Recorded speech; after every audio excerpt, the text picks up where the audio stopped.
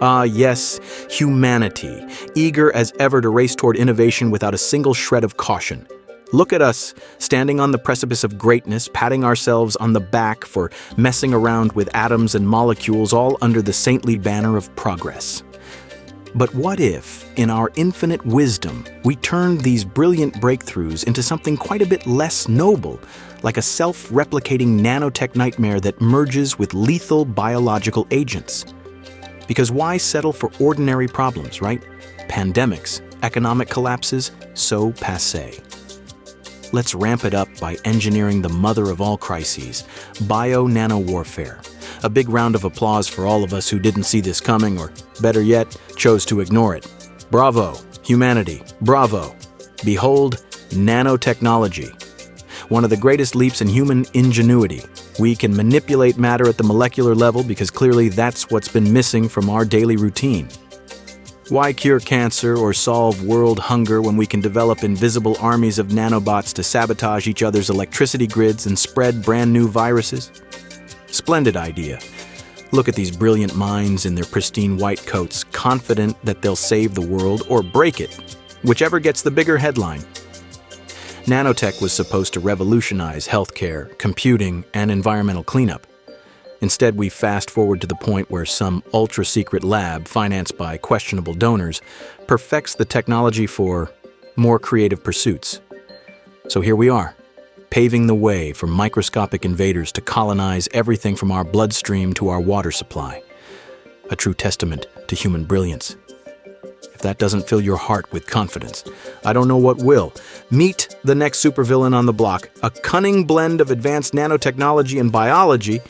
Yes, we apparently learned nothing from centuries of plagues and warfare. Why not enhance viruses or bacteria with tiny robots that can slip past your immune defenses undetected?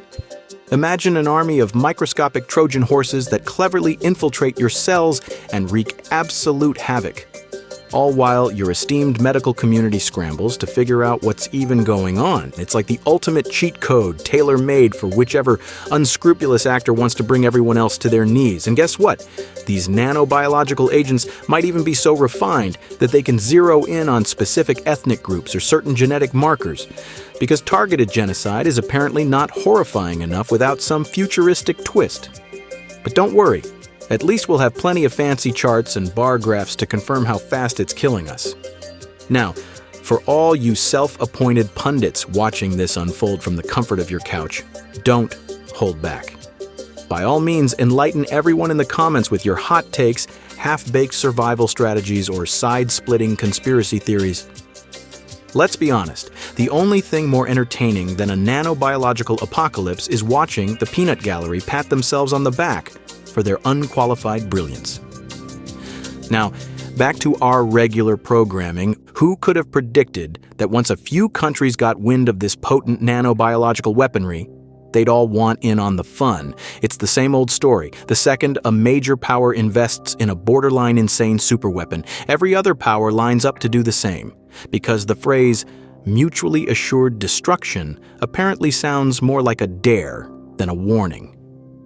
Behind closed doors, you can practically see world leaders and rogue billionaires high-fiving each other, each convinced their nanotech doomsday device is just for defense. Because that's reassuring. If you thought enforcing treaties on nukes and chemical weapons was a headache, just wait until governments try to regulate something invisible, self-replicating, and manufacturable in someone's basement with a DIY kit. Best of luck with that. And so it begins. Typical Monday morning, right? Then someone keels over in a subway station with bizarre symptoms. Doctors scratch their heads, swiftly pass the buck to epidemiologists who in turn have no clue what's happening. Before you know it, entire wards are packed with patients suffering from an ailment that's basically the worst group project between biology and nanotech. Naturally, everyone denies responsibility. Governments throw out half-baked statements. Top officials repeat the phrase, "We're investigating," ad nauseum. Meanwhile, frantic city dwellers do their best deer-in-headlights impression, stocking up on toilet paper and canned goods, because that worked so well the last time we had a crisis. Hoping for calm heads and rational decisions? Adorable. But brace yourself, disappointment is inevitable. Within days, infections skyrocket, supply lines start to buckle, and the rumor mill churns out doomsday theories. In other words, a typical meltdown, but with an extra pinch of unstoppable micro-machines. Let's watch as society unravels like a cheap sweater. Governments point fingers at each other. It's their fault, while the actual nanobiological weapon spreads unchecked. Armies can't bomb or shoot something that's basically a living fog of malicious code. Economic markets plunge. Again, martial law is declared in too many places to count, and the typical illusions of daily life, convenient groceries, stable electricity, vanish in record time. Don't act surprised. This meltdown was years in the making. We just needed a convenient push, and oh look, we delivered. Nothing like the near-total collapse of global civilization to give us that cozy sense of unity, right? If only we had devoted a fraction of our resources to global pandemic prevention or early detection systems. But sure, let's keep blaming each other. That's guaranteed to solve everything. Survival of the fittest, like nature intended, or so the cynics love to remind us. But even the fittest seem hilariously underprepared for doomsday-level threats at the nanoscale. Nonetheless, pockets of determined survivors gather in bunkers, stockpiling resources and perhaps a smidgen of hope. Because if the indefinite future is going to be a claustrophobic subterranean existence, at least we'll get used to that musty air. 1. Detection and isolation. Isn't it cute how we scrambled to devise hyper-advanced sensors to detect rogue particles at border checkpoints? Naturally, every inventor thinks their device is the miracle cure. Spoiler alert, it's not. Second, robust infrastructure. Oh, you managed to build an entire microgrid and set up indoor farms. Good for you, truly. That should keep you self-sufficient, right?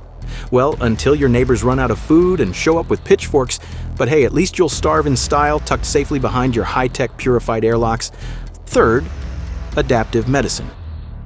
And here we have the ironically heroic scientists desperately engineering nano-antidotes, as if fighting fire with fire, or in this case, tiny robots with tiny robots, has ever ended well. Bless their optimism. Fourth, social cohesion and governance. If you're waiting for stable governance, keep waiting. The power vacuum left by mass death and collapsed institutions is sure to be filled by whichever charismatic or tyrannical figure best manipulates what's left of public trust.